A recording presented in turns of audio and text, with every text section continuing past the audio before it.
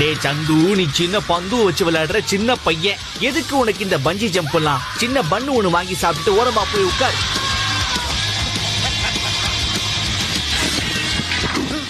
பஞ்சி rope இவனுக்கு ஆப்பு வச்சிருச்சு.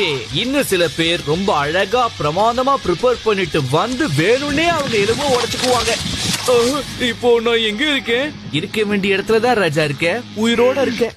இங்க பாருங்க, பஞ்சி ரோப்ப நீங்க எதுக்காக யூஸ் பண்ணணுமோ அதுக்காக யூஸ் பண்றதா நல்லதுங்க. நீங்களே பாத்திருப்பீங்க, நம்ம சந்துவோட பஞ்சி ஜம்பிங் பெர்ஃபெக்ட்டா இருந்துச்சு. ஒரு பெர்ஃபெக்ட் பஞ்சி ஜம்பிங்கான அர்த்தம் என்னன்னா, நீங்க எதுலயும் இடிச்சுக்காம அழகா நின்னுடுவீங்க. சோ பஞ்சி ஜம்பிங் பண்றதுக்கு முன்னாடி ஒருவேளை உங்களுக்கு அதை பத்தின சயின்ஸ் தெரிஞ்சதுன்னா ரொம்ப நல்லா இருக்கும்ல. என்ன அப்ப கவனிங்க, நீங்க மேல இருந்து ஜம்ப் பண்ணதும் கிராவிட்டினால கீழ் நோக்கி தான் ஆக்சலரேட் ஆவீங்க. அந்த ரோப் நின்னதுக்கு அப்புறம் உங்க பாடியில இருந்து அதுல ஸ்ட்ரெஸ் அப்ளை ஆகுது.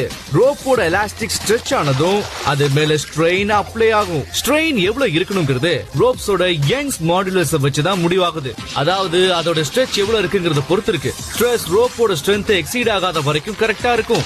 ஆனா அதிகமாயிடுச்சுன்னா ஆமாங்க, இதுதான் நடக்கும் கண்டிப்பா.